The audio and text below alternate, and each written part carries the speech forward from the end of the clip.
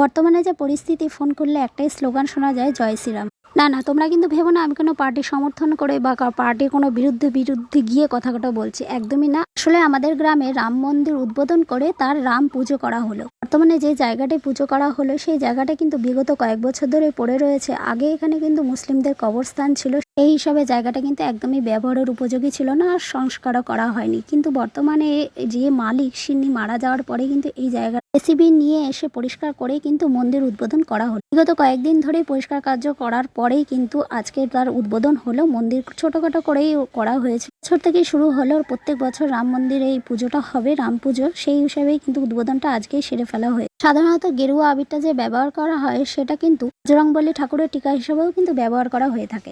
যেহেতু আমি স্কুলে ছিলাম তাই কিন্তু আমি জানতাম না আজকে আমাদের এখানে নিমন্ত্রণ করা হয়েছিল। আমি বাড়ি ছিলাম না দেখেই হয়তো নিমন্ত্রণটা করে গিয়েছিল। তোমাদের মধ্যে কে কে রাম ঠাকুরের ভক্ত আছে অবশ্যই কিন্তু আমাকে কমেন্টে জানিও। এতদিন জানতাম যে অযোধ্যাতেই রাম মন্দির আছে, এখন কিন্তু সেটা সব জায়গায় পুজো প্রায় অ্যাভেলেবেল হয়ে গেছে। যাই হোক, বাঙালির কিন্তু 12 মাসে 13 পার্বণ, এটাও কথা আছে। এই পার্বণে একটা যোগ হবে নিশ্চয়ই, আগামী দিনে আমরা দেখতে পারবো। আচ্ছা, প্রত্যেকটা ঠাকুরের কিন্তু একটা নির্দিষ্ট করে ফল আইডেন্টিটি থাকে, কিন্তু রাম ঠাকুরের কি ফল নির্দিষ্ট করে থাকে তোমরা কেউ জানলে অবশ্যই আমাকে জানিও। এই বিষয়ে কিন্তু আমার একদমই আইডিয়া নেই। গতকাল সন্ধ্যেটা কিন্তু আমার খুবই আনন্দে কেটেছে। আমি কিন্তু পড়াতে গেছিলাম, তখন কিন্তু আমার বান্ধবী ফোন করে বলেছে আজকে কিন্তু এখানে আসার কথা, তুমি কিন্তু অবশ্যই আসবে। হ্যাঁ, অবশ্যই আমার যাওয়ার কথা। যেখানে একটা মন্দির উদ্বোধন হচ্ছে বলে কথা, সেই মন্দিরটাকে আমার দেখতে যাওয়ার খুবই ইচ্ছে, কারণ গ্রামে নতুন কিছু হলে কিন্তু সবারই সেটা ভালো লাগে। গতকাল রাতে কিন্তু ওখানে প্রসাদ পাওয়ারও আয়োজন ছিল, আর আমরা কিন্তু প্রসাদ খেয়েই এসেছি। পুজো হয়েছে, অবশ্যই প্রসাদ তো পাবো। সময়ের সাথে সাথে এই সবকিছুই কিন্তু পাল্টে যায়। যাই হোক, জায়গাটা পরিষ্কার করে সৎকার করার পর পুজো কিন্তু করে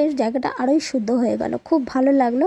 গ্রামে নতুন কিছু হলে অবশ্যই সবারই ভালো লাগে। যে কোনো বিষয়ে সময়ের সাথে সাথে নিজেকেও মানিয়ে নিতে পারলে নিজেও কিন্তু ভালো থাকা যায়। তো আজকের ভিডিওটা কেমন লাগলো সবাই লাইক কমেন্ট শেয়ার করবে, আর আমিও চেষ্টা করব তোমাদের জন্য আগামী দিনে আরো ভালো ভালো ভিডিও আনতে। ততক্ষণ কে কোথা থেকে আমার ভিডিও দেখছে অবশ্যই কমেন্ট করবে। Tata, bye bye.